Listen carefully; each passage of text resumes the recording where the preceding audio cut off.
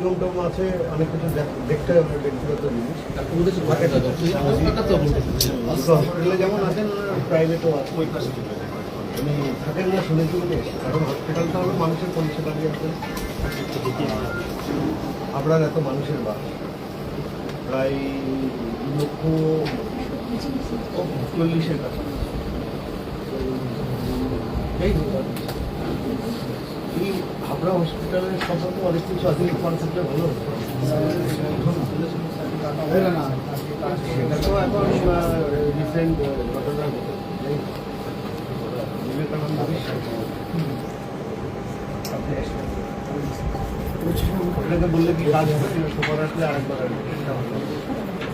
Verbally আমার যেটুকু বলার, যে পেশেন্টগুলো আসে দূর দূর থেকে, এখানে অনেক রকম প্রবলেম আছে। আমার কাছে যে কমপ্লেনগুলো আসে, আমাকে মানুষ বলেছে যেগুলো এখানকার লোকাল মানুষ ফেস করে, হাবড়ার মানুষ ফেস করে,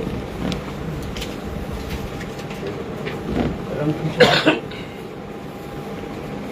এরকম হসপিটালে ওই গেটটা বন্ধ না, জানা আছে?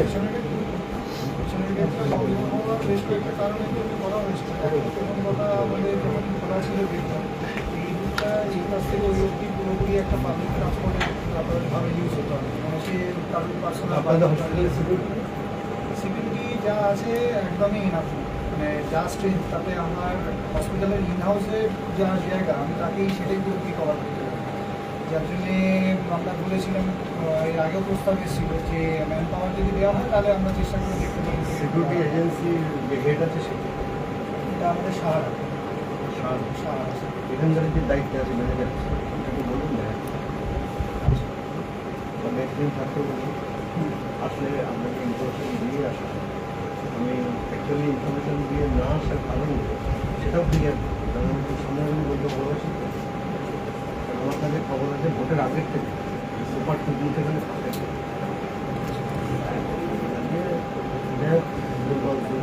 টাকা মারা গেছে আসলেই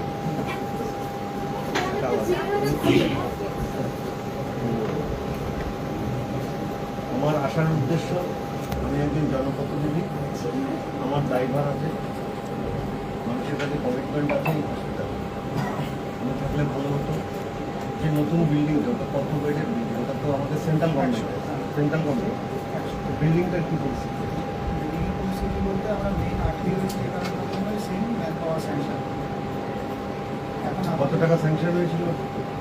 টাকা তো বিল্ডিংয়ে যেটা সেন্ট্রালের প্রজেক্ট কোভিড বিল্ডিং হিসেবে যে সব জায়গায় হয় কোভিডের সময় ছিল, তারপরে বিল্ডিংটা চালু করে কী কারণে আটকে আছে সেটা আমাকে বলতে হবে। ছোটো বিল্ডিংয়ে সেটা আমি জট সেরানোর ব্যবস্থাটা আমি করাবো। দ্বিতীয়ত হলো পেশেন্টের অনেক কমপ্লেন আছে।